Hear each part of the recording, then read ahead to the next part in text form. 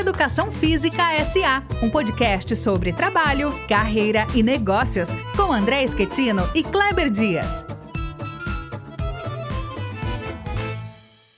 Fala, turma! Estamos começando mais um episódio de Educação Física S.A., o seu podcast sobre trabalho, carreira, mundo dos negócios na educação física e na nossa série especial, trazendo convidados, empreendedores do mundo esportivo. A gente está recebendo hoje o João Castro, que é responsável pelo Aloha Spirit, um dos eventos líderes aí, por que não dizer, do mercado nacional nessa área de lifestyle, esportes aquáticos. Ele vai conversar com a gente, vai dar todos esses detalhes. E eu quero já começar agradecendo o João pela generosidade dele, disponibilidade, agradecendo também aqui o meu parceiro Kleber Dias, que apresenta junto comigo o podcast. E eu queria dar ao Kleber aí as honras, né, para dar mais uma vez as boas-vindas ao João e já mandar a pergunta inicial aí para ele. Valeu, obrigado, João, pela sua disposição de conversar com a gente. Aliás, devo dizer a sua pronta disposição em meio à sua agenda atribulada de um organizador de evento, ainda mais um evento grande. O André mencionou, né, um evento que é referência nacional, mas acho que a gente pode dizer até internacional no que diz respeito a um festival aquático com várias modalidades, conforme você vai poder explicar. Eu queria te perguntar, João, assim, como é que surgiu a ideia de um evento com esportes havaianos, que tem até esse nome em referência ao universo simbólico, né, desses esportes, o Aloha Spirit. O que te motivou a criar esse evento? Enfim, se você puder contar pra gente assim, um pouquinho dessa história, que deve ser uma história bem interessante, né? Bom, primeiro, Kleber, André, obrigado pelo convite, pela oportunidade, um prazer sempre bater papo. Quando a gente fala de esporte, a gente fala de esporte de uma maneira óbvia, né? Macro. Quantas coisas não tem, né? E quantas coisas existem no ambiente esportivo que a gente nem tem conhecimento, né? E realmente, quando o Aloha começou, se hoje ainda falta, naquela época praticamente não existiam eventos que conseguissem unir todos os esportes no mesmo ambiente, no mesmo momento. Num país com 8.000 quilômetros de costa, que já tinha seus grandes ídolos do surf, da vela, ou de diferentes esportes, da natação, da maratona aquática. Então, eu sempre fui um atleta também de esportes aquáticos. Então, sempre surfei, sempre remei canoa havaiana, sempre tive esse contato estreito com o mar. E quando eu fundei a Eco Outdoor, que é a agência que foi fundada em 2008, na verdade, o Aloha Spirit começou como algo que eu queria muito mais para mim do que necessariamente ser um case de um modelo de negócio sustentável, né? E ele foi crescendo, ele foi ganhando vida própria. Eu acho que foi muito fácil, até porque ele começou a entregar a possibilidade para esse público que não tinha evento para eles, eventos aquáticos, começou reconhecendo a Aloha, poxa, tem um evento para gente, né? E começaram rapidamente a vir para dentro desse evento, e ele foi crescendo, e ele foi meio que, vamos por aqui, que aqui tá legal, vamos por aqui, vamos trazer mais essa modalidade. Então foi dessa maneira que começou a Aloha Spirit. Muito, muito interessante. De algo que você começou a fazer, digamos, para você, algo que foi crescendo e tomando essas proporções, né? Nesse percurso, quais que são os principais desafios, por exemplo, logísticos, econômicos, para botar um Aloha Spirit aí em funcionamento? Não deveria ser assim, né? Aliás, a gente aprende isso quando vai conversar sobre esporte, pós-graduação, ou com grandes e pessoas experientes, né, entendidas de gestão esportiva. Mas no Brasil, existe uma dependência muito grande do ticket, né, da inscrição, para você poder realizar um evento esportivo. Então, assim, o Aloha começou e foi crescendo pela adesão. Então, quanto mais pessoas vinham para o Aloha, maior era o nosso caixa e mais entregas a gente conseguia fazer. Então, eu acho que até um tiro certo que foi dado foi assim, cheguei num ponto que eu falei, poxa, tá legal o evento, já dá para começar a rentabilizar bem aqui, já dá para ganhar uma grana. mas eu olhava para esse evento e falava, cara, se um dia ele for um evento bem estruturado, grande realmente estruturalmente, ter outras coisas além do esporte, se tornar realmente um grande festival, aí ele atingirá aquele status que poucos eventos têm, que é aquele de despertar realmente o interesse de grandes marcas, né? Você tem o tamanho do público, você tem expressão na mídia, você tem todas as entregas, só que para chegar, né, para traçar esse caminho e você chegar até aí, você precisa realmente estar muito desprendido, independente da parte financeira, ou seja, cara, não quero a grana, eu quero reinvestir a grana que está entrando, né? Quero fazer cada vez melhor. E proposto e disposto a entender que isso vai demorar um tempo, né? No caso do Aloha, dando todos os tiros muito certos, a gente demorou praticamente uns 8, 9 anos para começar a atingir esse status e despertar o interesse de grandes marcas no evento. Você falou aí, então, dos patrocínios, grandes marcas, de uma visibilidade que o evento vai tomando, né? Qual que é a importância, digamos assim, qual que é o tamanho hoje, como que vocês fizeram para, sei lá, ter uma relação com as marcas, atrair marcas e conseguir fazer com que elas apoiassem sempre, que crescessem sempre aí no evento? Bom, primeiro você tem um primeiro passo, que é um trabalho árduo, difícil, que precisa ser planejado, que é essa coisa de você realmente trazer muita gente para dentro do evento, né? E quando você tem muita gente dentro do evento, você aí chega no momento que você tem que entender que público é esse. E aí, deixa eu ver quantos homens, quantas mulheres, qual a faixa etária, a independência financeira e outras tantas coisas. E quando você olha esse mapa, você fala assim, opa, tenho aqui um público de um tamanho interessante, com características interessantes para começar a oferecer para algumas marcas, né? Já há muito tempo, as marcas não se interessam mais tanto e simplesmente no merchan, no brand, né? Em colocar a marca ali estampada na lona. Ela, obviamente, vai. Mas hoje a gente fala muito de ativação. Eu quero mostrar um produto novo, eu quero mostrar a minha marca para esse público que você tem, porque é ele que tem as características do público que eu busco quando eu faço um anúncio na TV, que eu busco quando eu faço um anúncio na revista, né? Então é esse público. E aí você mapeia quais são as empresas que conversariam com esse público, e aí você vai e leva o projeto para essas empresas. Mas aí eu falei, o primeiro passo difícil é você consolidar e ter muita gente, e trazer muita gente e falar, não, tem muita gente e sempre terá, porque ficou aqui homogêneo, a coisa está acontecendo, não é que foi um ano que deu pico e o outro a gente já caiu de novo. Não, realmente tem muita gente. Qual é o segundo passo, que continua sendo uma dificuldade muito grande no Brasil? O Brasil é um país que você consegue evoluir com marcas, não na sua totalidade, mas na sua grande maioria, quando você é bem relacionado. Então, infelizmente, eu poderia dizer felizmente por algumas faces, né? Mas eu digo de uma maneira olhando como um todo, infelizmente, você consegue evoluir um projeto dentro de uma marca quando você é apresentado, não estou dizendo facilidade, mas você é apresentado por alguém.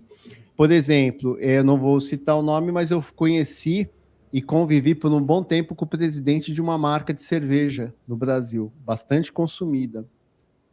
E eu já tentava apresentar o projeto para o departamento de marketing dessa marca de cerveja e nunca evoluía, e quase sempre aqueles e-mails que já são, né, padrão.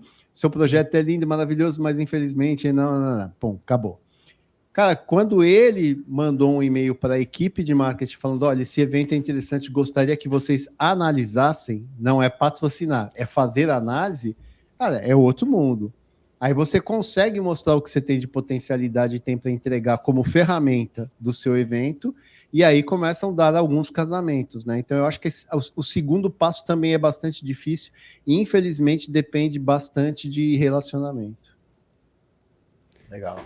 E você comentou, João, no início da conversa, da sua experiência prévia na Eco Outdoor, antes até mesmo de conceber e começar a organizar o Aloha Spirit, né?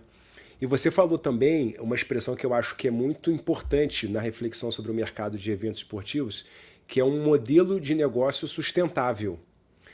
Porque muitos dos organizadores de eventos esportivos, no fundo, fazem porque gostam de fazer, porque amam a modalidade, mas aquilo não tem, para início de conversa, viabilidade econômica nem de curto prazo, nem muito menos de longo prazo. O que você atribui, no caso do Aloha Spirit, a ter conseguido, digamos assim, passar por essa arrebentação, né, que é a arrebentação do primeiro, do segundo, do terceiro evento? Você atribui, assim, por exemplo, o fato de você ter decidido organizar várias modalidades, várias etapas ao longo do ano? Se você tivesse feito só uma por ano, talvez não fosse sustentável. Enfim, você consegue identificar alguma coisa que te fez passar por essa barreira que poucos organizadores de eventos conseguem? Consigo, claramente, mas já também deixando igualmente claro que não foi só competência, não foram só boas escolhas certas, que a gente fez muitas, assim, uma atrás da outra. Foi realmente o fator sorte também, né? A gente, primeiro, número 1, a gente se arriscou a fazer um evento que ninguém fazia no modelo de esportes aquáticos, enquanto todo mundo fazia bike, corrida de rua, então sempre foi febre, poderia ter levado, a gente levei, né? A gente organizava, ainda organiza alguma coisa de corrida, mas empreender nesse segmento, e não foi com a intenção de que, opa, ali tem um negócio bom.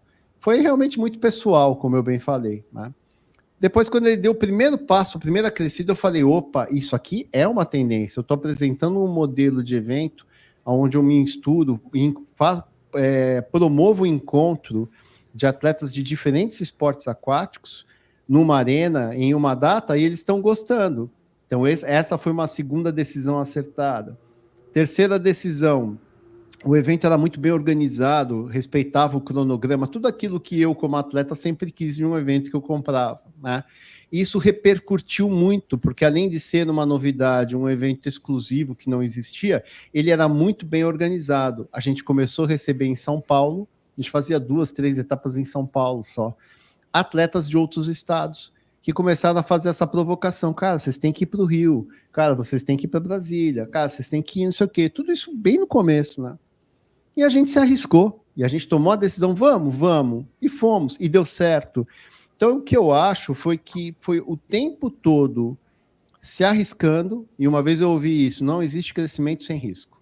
Não existe, né? Se você quer crescer, você vai ter que, em algum momento, claro, risco controlado, pensado, mas você vai ter que ter coragem de se arriscar, né? E essas escolhas muito acertadas e as coisas dando certo, e a gente observando tudo que vinha com esse passo que havia sido dado, esse novo passo, o que trouxe de bom, o que trouxe de novo, o quanto engrandeceu ou transformou o evento em algo maior. Pô, foi isso? Então agora qual que é o próximo? A gente já olhava para cima e já falava, o próximo é esse daqui, estruturalmente. Vamos começar a mostrar esse evento estruturalmente, um evento premium, com piso, não vamos usar mais tendas, vamos usar box truss, porque é mais caro, mas é mais nobre a montagem, ela fica mais bem, fica mais apresentável.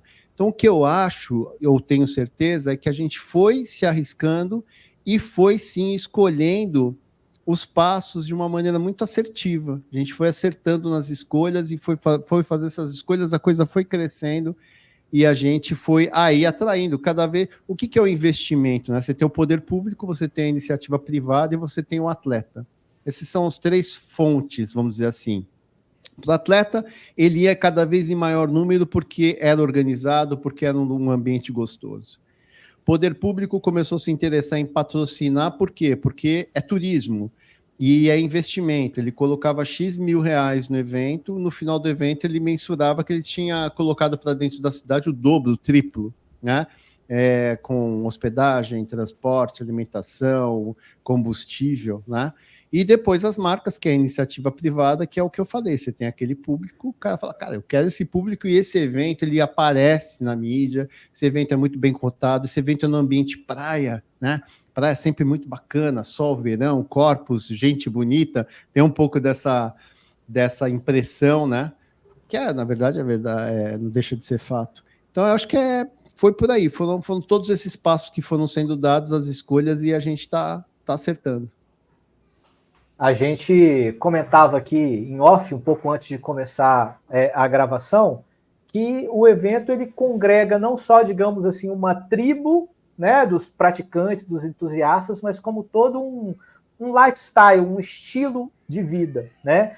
Então, conta para o pessoal que está aqui nos acompanhando, nos assistindo, que tribo é essa e que lifestyle é esse? Qual que é o tamanho do evento? Quem vai no Aloha Spirit hoje encontra o quê?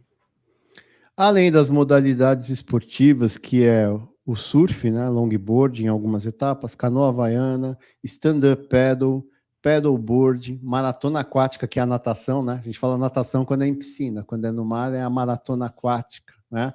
Apneia, a gente tem uma piscina que é montada para provas de apneia com grandes nomes, né? O Edu Bahia vai no Aloha Spirit, do Bahia não, o Bahia vai no Aloha Spirit e vai lá e crava, é um atleta da Marinha hoje, né, também, além de ser atleta das Forças Armadas, crava lá seus 7 minutos de apneia, então tem toda essa parte esportiva.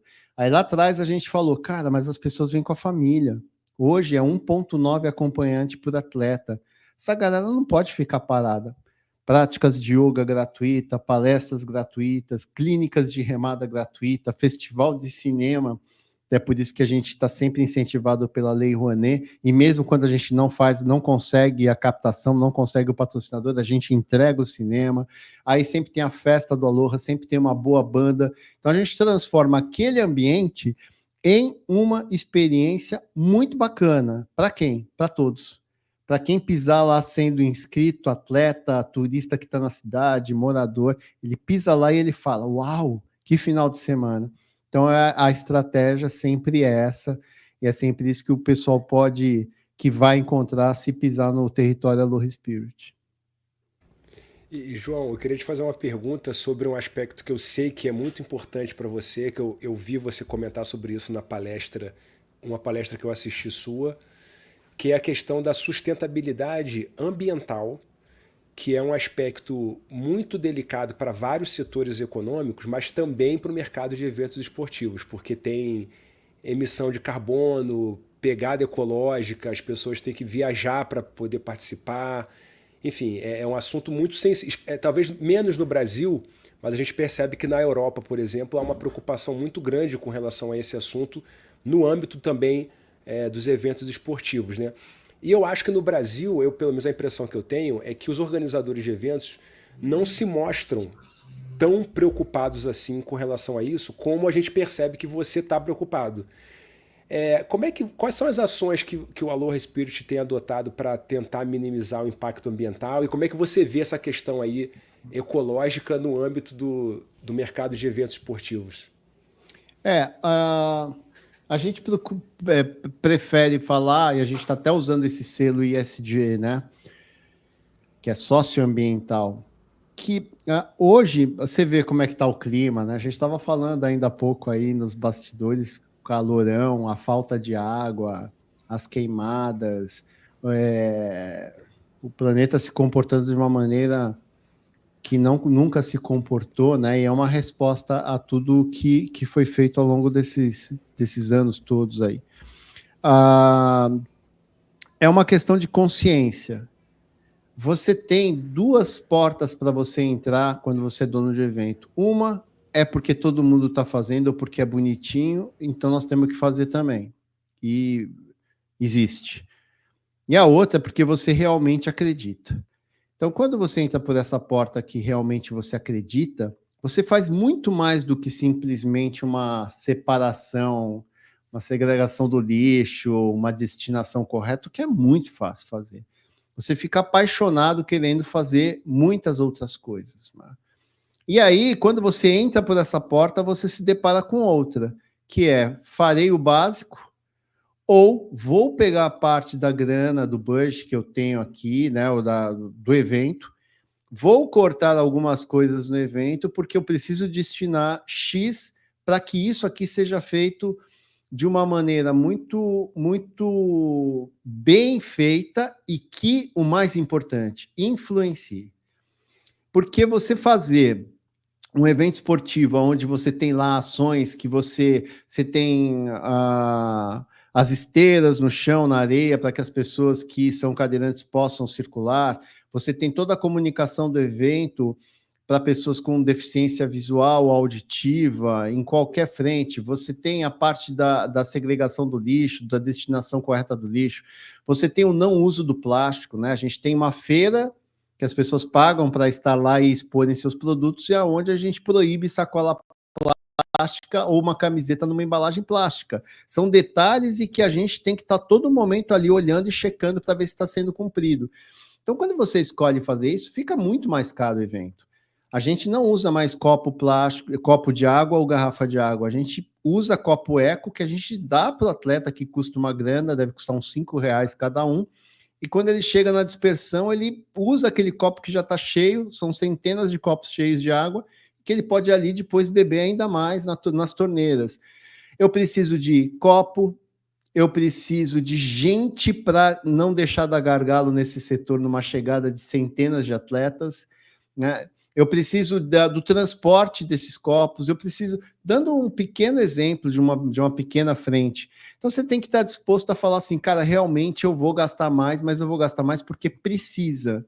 E por que precisa, se eu poderia fazer muito menos e já receber o título de um evento sustentável, né? Porque a gente quer influenciar.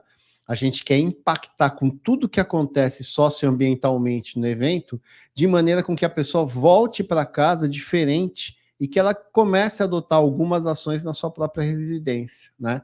Então, eu acho que esse é um papel muito importante, não que o Aloha tenha, mas qualquer segmento que fala com milhares de pessoas, não perder a oportunidade de poder influenciar, porque hoje é o que a gente está precisando, influenciar pessoas. Você falou de todo esse trabalho nessa questão socioambiental. Eu imagino, né, já tive a oportunidade de ir em alguns outros grandes eventos esportivos, é um universo tão grande, desde o planejamento até a execução, pessoas, me parece às vezes como uma orquestra com vários instrumentos e que todos têm que funcionar ali no momento exato. E a minha pergunta sobre o Aloha é essa: quantas pessoas são necessárias para realizar um Aloha Spirit, e qual que é a função dessas pessoas? Tem gente específica da área esportiva? Tem gente da área de execução? Quem que está envolvido? Quantas pessoas são necessárias para botar um Aloha Spirit para funcionar com essa qualidade? Eu vou dizer que dos heads, né, da galera que pré-produz o evento, que ajuda no planejamento e que vai a campo para a execução, a gente está falando aí de mais ou menos umas 50 pessoas, né? E nós não estamos falando de uma agência onde eu estou falando do cara da criação. Eu não estou contando nem essas pessoas, eu estou falando de pré-produção. Produtor executiva, produtor técnico, produtor de estrutura, produtor A e B, que é alimentação e bebida, produtor de pessoas, de gente, de staffs. Então você tem essa galera que planeja, cada um tem a sua missão, e aí no dia do evento, ou nos dias de evento, ele cuida daquele setor. Na parte esportiva, a gente tem os diretores de prova, que são pessoas com larga experiência. Por exemplo, nosso diretor de maratona aquática é o Igor de Souza, que hoje é diretor de marketing da Speedo, é o único brasileiro que fez o Canal da Mancha aí de volta, vai pelo menos umas 3, 4 vezes para a Inglaterra, França por ano, porque ele treina pessoas para fazer o Canal da Mancha. Foi o cara que descobriu Ana Marcela, e que foi, né, foi treinador e hoje é conselheiro da Ana Marcela por muitos anos, Poliano Okimoto. Então é um super nome da modalidade e a gente trouxe ele por quê? Porque ele é o melhor. E a mesma coisa acontece com a canoa havaiana, acontece com o surf, acontece com o stand-up. Então a gente tem heads que a gente entrega para esse head o volume de pessoas para trabalhar junto com ele e com as características que ele nos pede, para trabalhar sob a batuta dessa pessoa, né, desse diretor ou desse produtor, e aí que a coisa acontece, mas dentro de um planejamento, né?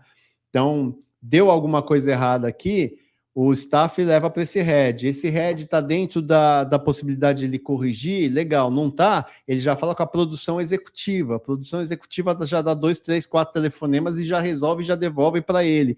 Então, é o tempo todo um escritório trabalhando para apagar incêndio, porque muita coisa dá errado, né? E o bom não é assim, mas o evento bom é aquele que dá tudo certo. Não, nenhum evento dá tudo certo. O bom evento é aquele que consegue contornar sem o seu cliente perceber ou sem ele ser afetado. Esse é o bom evento. Evento é eventualidade, né? Então o tempo inteiro são imprevistos ali acontecendo um atrás do outro, né?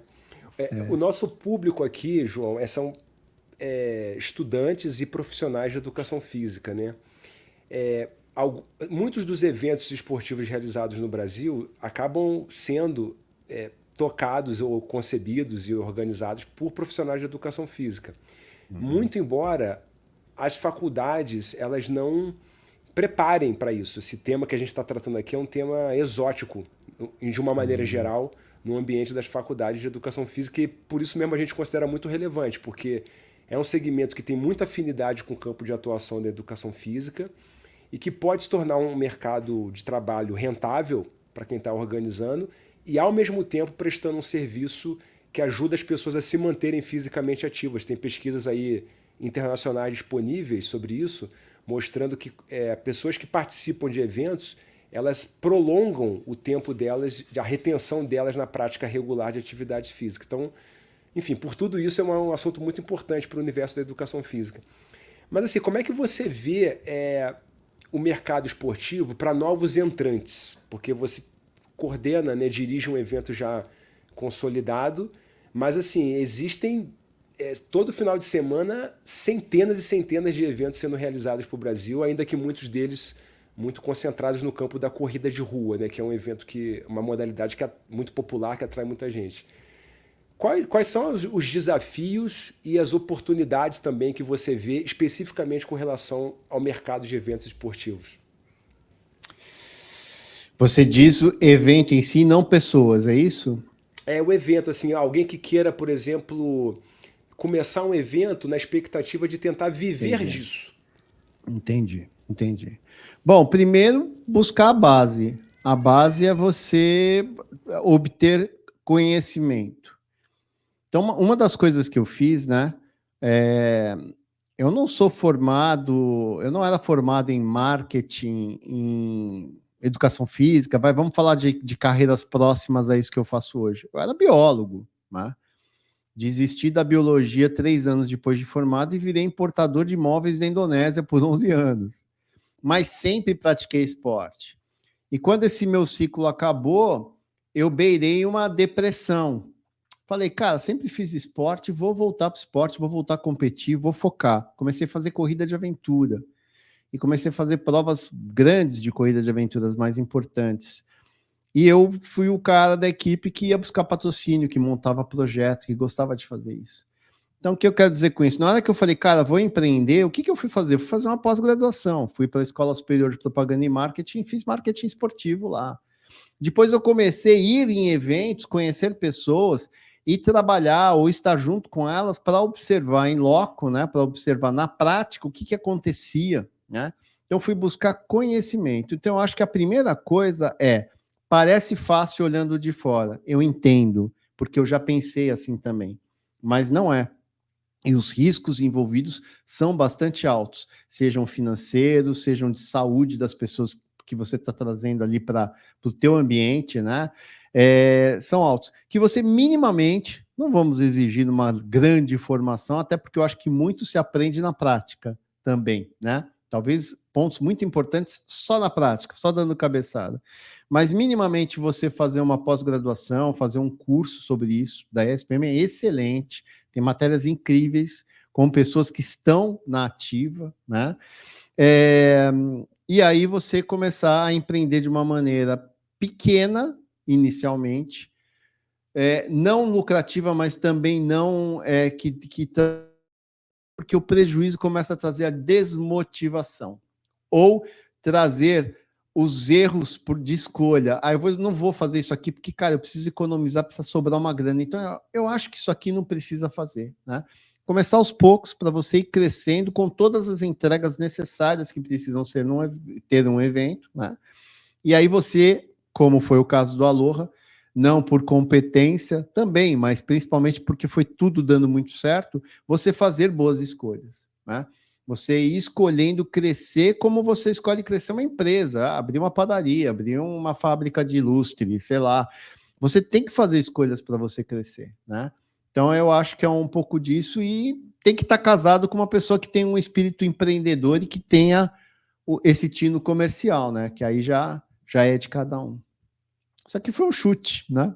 Eu penso assim, na verdade. Eu acho que seria esse o caminho. Não, mas eu acho que para quem está nos ouvindo aqui, em particular te ouvindo, são dicas muito interessantes, porque é o relato de alguém que atravessou o deserto, né? Que teve que aprender do zero, que acertou, errou, tentativa e erro, e conseguiu construir uma atividade muito interessante, que é uma referência para a comunidade de praticantes de esportes. Então, eu acho que é super importante te ouvir, né?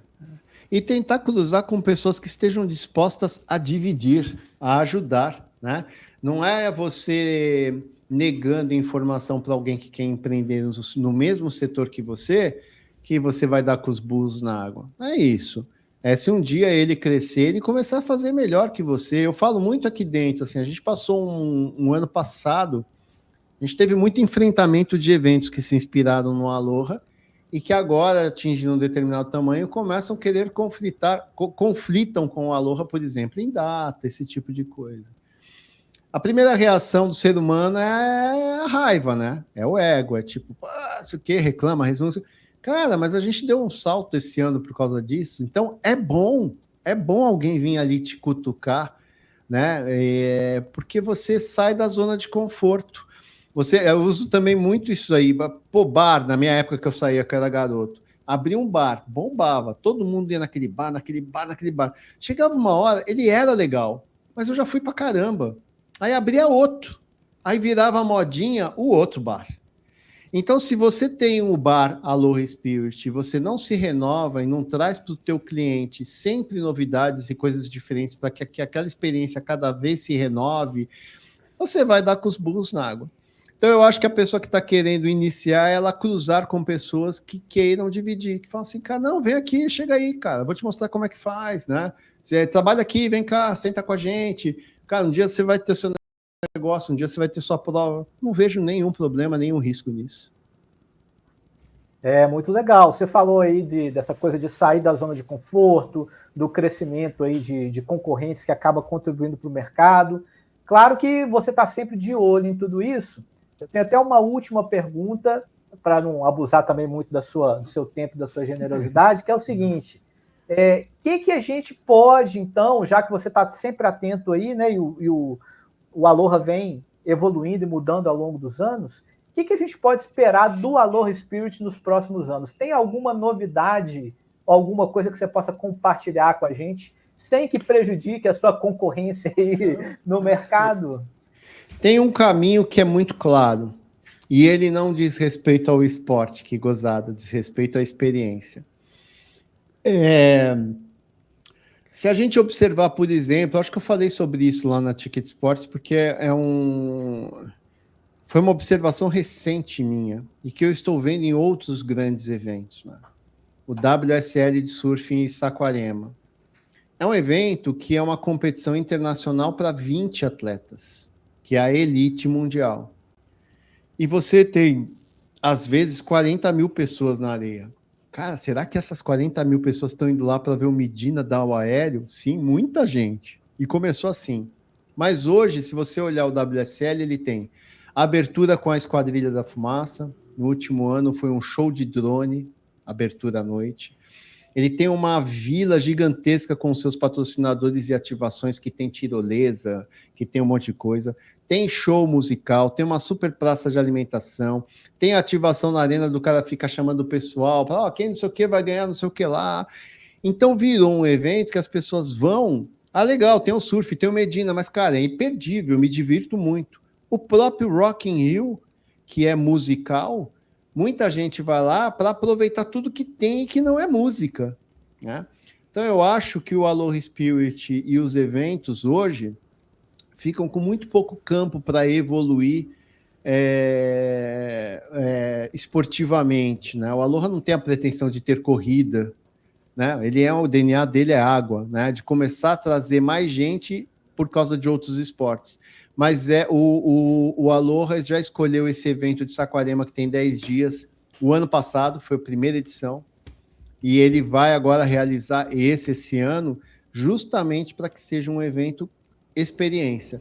Tem as competições? Tem, mas tem grandes nomes que vão estar lá para dar palestra, tem atletas internacionais que vão vir para dar clínica, tem show musical com grandes bandas, tem entretenimento para qualquer pessoa de qualquer idade. Então, o caminho vai ser esse, o caminho vai ser tornar o pilar principal, manter o pilar principal, que é a competição, os esportes, mas trazer mais gente, deixar ele mais potencializado o evento a partir do momento que você começa a colocar coisas interessantes para as pessoas simplesmente se divertirem e quererem estar no Aloha Spirit. Maravilha, maravilha. Lições muito valiosas que você compartilhou conosco aí.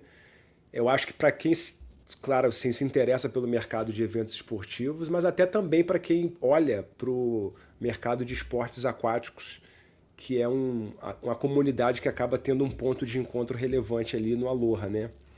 Então, João, eu só posso também aqui em nome da nossa audiência te agradecer pela disponibilidade, pela colaboração. Nós vamos deixar na descrição dos episódios, tanto no YouTube quanto no Spotify, os contatos do Aloha, Aloha Spirit Brasil, e também o seu, né, João Castro, eu anotei aqui, mas Life, João Castro Life. Mas a gente vai deixar lá nas descrições com um link para quem estiver nos ouvindo aqui e quiser acompanhar o seu trabalho, as suas postagens, enfim, as suas reflexões sobre tudo isso.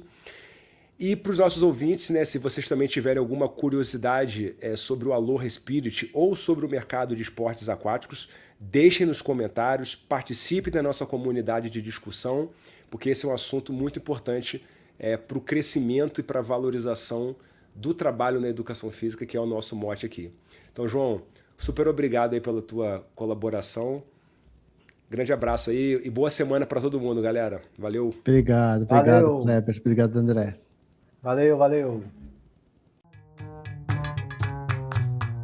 Educação Física S.A., um podcast sobre trabalho, carreira e negócios, com André Schettino e Kleber Dias.